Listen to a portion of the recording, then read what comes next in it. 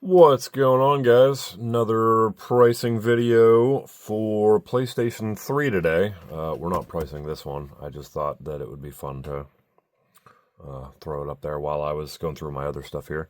Whenever I do these videos, I'm trying to keep it so they're games that are $30 or more.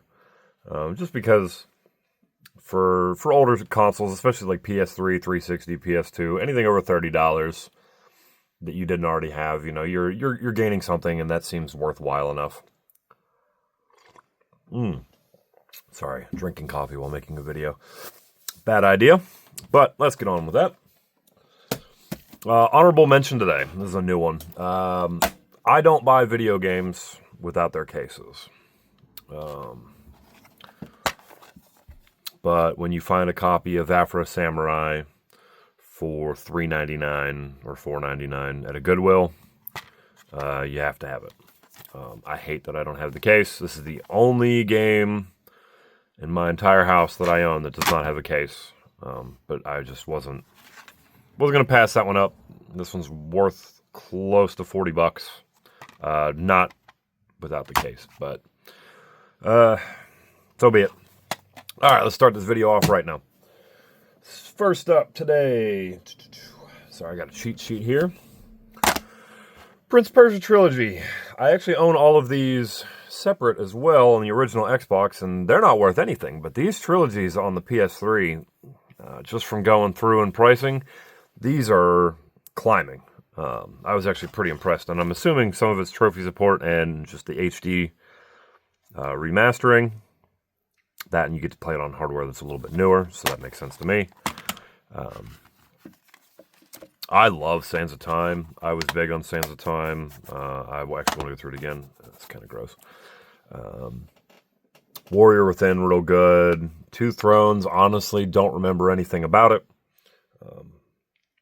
Prince of Persia, though, they're pretty solid games. I think any game that they've released has been good, other than I don't want to call it a remake. It was like a requel, kind of. I don't know, it had Nolan North voice the prince, which was fine, but all you did was collect glittery balls and fall off a cliff, and she saved you. And not my favorite. Sorry, I have hiccups. I'm ruining my own video. Moving on. Naughty Bear Gold Edition. It's got some extra content on it. There is another edition of this I found out that has the download-only game. I think it was called Trouble in Paradise, which is significantly more expensive than this. But Naughty Bear Gold Edition, this is basically, I don't know, if Conker's Bad Fur Day wanted to go in a slightly different direction now, I feel like this is where they would have gone. I remember playing a few levels in this. I haven't done a ton with it. I had played it when it was before the Gold Edition, and I had fun with it. I don't think it's amazing, but it's one of those games where you're just like, oh yeah, I get to murder teddy bears. It's just fun enough to watch and screw around with that it's worth going back through. Also didn't realize that it was climbing. Most of these, I don't remember what I've paid for nearly anything that I'm showing off today. I'm going to assume for the most part it was like the GameStop like $24.99, $19.99 price range. I used to work at a GameStop, and we had two that were, one that was going under and one that was getting rid of all of its PS3 games, because I bought these like right before COVID, I think, and they were just marking them off, and I had bought up 40 or 50 games, and a lot of them were real cheap. Then I got my employee discount, and some of them were even lower than that, so it just kind of worked out.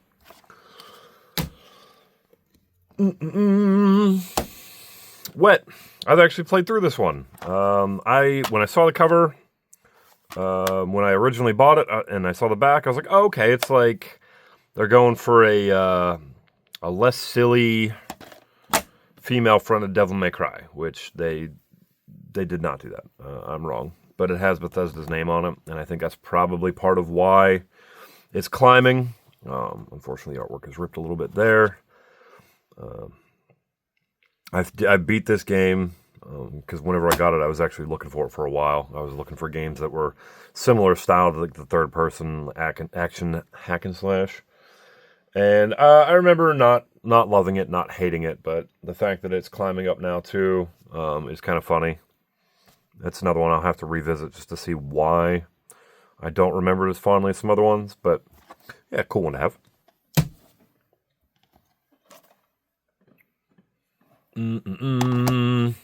Now these games I've played hundreds of times.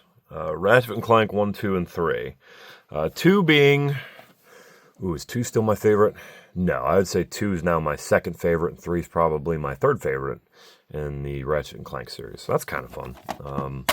I love Ratchet and Clank. I did have the card in here. I redeemed it and tossed it out forever ago for all the stuff that was in here. So I did get this complete when I bought it. I actually think I bought this one new. The artwork's crooked. It's sitting in there funny. Interesting. I'm pretty sure I bought this one new, though. If not new, pretty close to it. Big fan of Ratchet and Clank, always have been. I have the PS2 copies of most of these. I believe at least 2. Because that was like a Christmas present I got as a kid. It's another one of those ones that I've always held on to. I love Ratchet and Clank. They keep making new ones. They keep getting mostly better. You know, the newest one, was it Rift Apart? Was pretty fantastic. Rivet was a good change. And if you are wondering, just because I brought it up, Ratchet Deadlocked is actually my favorite Ratchet and Clank game. Which either, I feel like if you've played that game, you think it's the best, or you don't like it at all. Another series that needs to make a comeback because they keep almost getting to a comeback and then deciding, nah, we're not going to do that. Ooh, excuse me. Splinter Cell. Splinter Cell I was big into on the original Xbox. Me and a friend of mine, we used to play through Chaos Theory pretty constantly, but we would just take turns doing level by level through 1 and 2. Until we got to the co-op stuff in 3.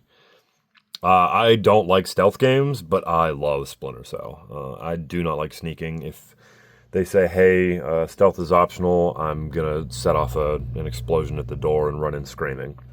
But Splinter Cell is one of the very few exceptions, and I'm glad I got a hold of this, because this is now pretty nutty priced for games that you can get for like $4 a piece on other systems. So I'm assuming it's just HD remaster and trophies as well.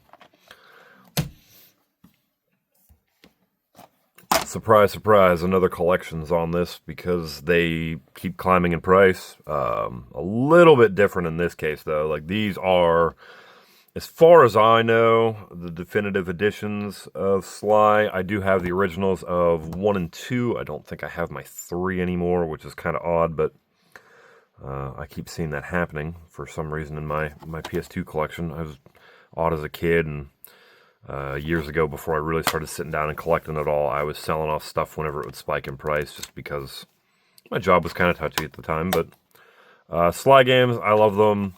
2, probably my favorite. 1, right after that. 3, I always liked 3. Never crazy about it. And Thieves in Time, I think, is the 4th one. I've never actually played, but that's another one that seems, if you get online, super divisive. There's going to be a group of people on one side screaming that it's fantastic and we need more, and then there's another group that hates everything about it and refuses to touch it. Probably no, not goofiest. I was going to say this is probably the goofiest game on the list today, but I lied to you. There's one other one. I have never played this. I have never heard of this. I got this for dirt cheap. I don't think I paid over $10 for this. And it is one of the most expensive games in my PS3 collection by far. So this is, I do these in order, so I'm sure the price is there. Never touched it. Will I? Yes. I think it'll be interesting. Unfortunately, I don't think, I was reading on the back there, I don't think I got the poster with it, so technically not complete. Bummer, I guess. But everything else is in great shape, and looking forward to checking out. I'm pretty sure this was like a replacement case at one point, though. But it's still a PlayStation-made case. Woo. Wow, this camera is pretty nice. I just noticed. Number 2, Drakengard 3. Love the first Drakengard. Played it tons and tons and tons of times. I think I own Drakengard 2 and Drakengard 3 right now, which seem to be more expensive than the original. Ew. Ew. Oh no. Looks like somebody spilled Coke or hopefully not. It's not like tobacco or something on there. I got this one at a retro store in what's that town called? Myrtle Beach. There we go. Went on there on a vacation, and it was a muggy day the one day, and I was like, yeah, let's see if we can find something. Found a game store, went down and got it. This one, I think I probably paid about $30 for, because I knew that this is one that I wanted for my collection regardless of price. I think this is the one that plays differently than the first one, but I guess I should actually, play my games and find out what's what about them. But, one thing at a time. Last one for the day. Okay, so this one, I do know what I paid for. I paid $45 2.5 years ago. And when I was researching this video, the price tag on this blew my mind. This game is worth almost $120. I'm pretty sure that this is one of the most valuable games I own right now. And I had no idea that the price climbed that high that quick. It's in fantastic shape. There's that. And we'll crack in the case right here. I think there's one right there too. Got my book. Got the disc. Disc looked good. Artwork on the back's good. No silly rips here. It's a little dented in from being pushed in. But for this being a Yakuza spin-off game, and the Yakuza games basically going down in price as soon as they come out, I can't believe how high this has climbed. Now, I don't know if this is on any other systems. I know it's not on Xbox or Nintendo, but I don't know if it ever got a PC port at any point. But if it's hitting almost $120, good chance that it's locked to this system. I'll have to do my homework on that. Should have done so beforehand, but can't win them all.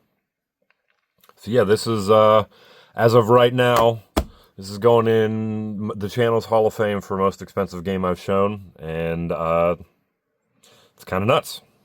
But on that note, not really sure what console I want to do next as far as pricing goes, but as soon as I figure it out, I'm sure it'll be known. All right, guys, thanks.